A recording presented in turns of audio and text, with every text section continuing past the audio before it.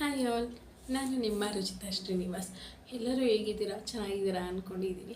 ಮೊದಲನೇದಾಗಿ ಎಲ್ಲರಿಗೂ ಹೊಸ ವರ್ಷದ ಹಾರ್ದಿಕ ಶುಭಾಶಯಗಳು. ನಿಮ್ಮ ಜೀವನದಲ್ಲಿ ಕಷ್ಟಗಳೆಲ್ಲ ಕಳೆದು ಯಾವಾಗಲೂ ಸುಖನೇ ಇರಲಿ, ಆ ದೇವರೆಲ್ಲರಿಗೂ ಒಳ್ಳೇದು ಮಾಡಲಿ.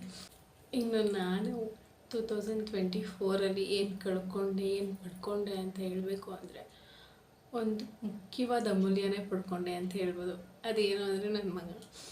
ನಿಜವಾಗ್ಲೂ ನನ್ನ ಮಗನ ಲೈಫಲ್ಲಿ ಕಾಲಿಟ್ಟ ಮೇಲೆ ಬರೀ ಸಂತೋಷವೇ ಇದೆ, ದುಃಖವೂ ಇದೆ, ಸಂತೋಷವೂ ಇದೆ. ಎಷ್ಟು ದುಃಖ ಇತ್ತು ಅದಕ್ಕಿಂತ ಹೆಚ್ಚಾಗಿ ಸಂತೋಷ ಇದೆ. ಈ ವರ್ಷದಲ್ಲಿ ಹೇಳಬೇಕು ಅಂದರೆ ದುಃಖಕ್ಕಿಂತ ಸಂತೋಷವೇ ತುಂಬ ಇತ್ತು. ಹಾಗಾಗಿ ಖುಷಿ ವಿಚಾರ ಅಂತ ಬಂದಾಗ ತುಂಬ ಖುಷಿ ವಿಚಾರಗಳು ನಡೆದಿದೆ. ಇನ್ನು ದುಃಖದ ವಿಚಾರ ಅಂತ ಬಂದಾಗ ಕೆಲವೊಬ್ಬರನ್ನ ಕಳ್ಕೊಂಡೆ, ನಿಮ್ಮ ತಾತನ ಕಳ್ಕೊಂಡೆ. ಖುಷಿ ವಿಚಾರ ಮಾತಾಡ್ಬೇಕಾದ್ರೆ ದುಃಖದ ವಿಚಾರ ಎಲ್ಲ ಏನಕ್ಕೆ ಅಲ್ವಾ? ಅದರಲ್ಲಿ ಇನ್ನು ಖುಷಿ ವಿಚಾರ ದುಃಖದ ವಿಚಾರ ಎರಡೂ ಸಮಪಾಲೇ ಇತ್ತು. ಇನ್ನು ನಾನು ಯಾರ್ಯಾರೆಲ್ಲ ಕಳ್ಕೊಂಡೋ ಅವ್ರು ಕಳ್ಕೊಂಡೆ ಅನ್ನೋ ಫೀಲೇ ಇಲ್ಲ. ಆ ಪ್ರೀತಿಯೆಲ್ಲ ನನ್ನ ಗಂಡನೇ ತುಂಬಿದ್ದಾರೆ.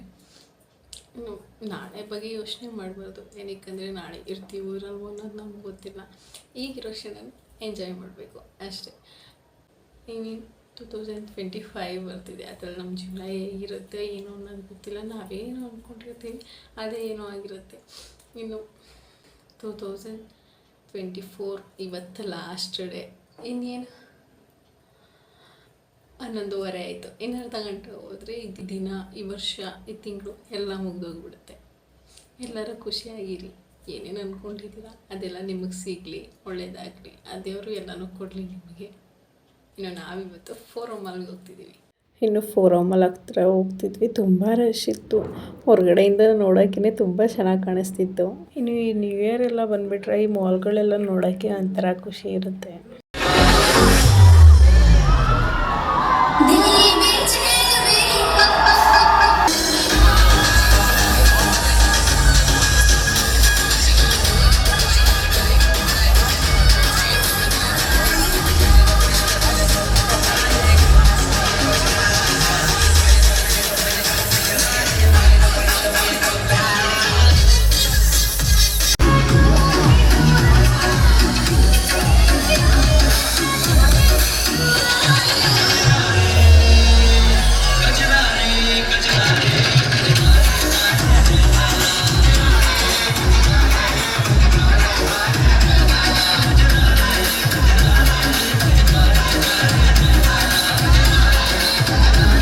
ಇನ್ನು ಅಲ್ಲೇ ಸ್ವಲ್ಪ ಫೋಟೋ ವಿಡಿಯೋಸ್ ಎಲ್ಲ ಮಾಡಿಕೊಂಡು ಮತ್ತೆ ಮನೆಗೆ ಹೊರಟ್ವಿ.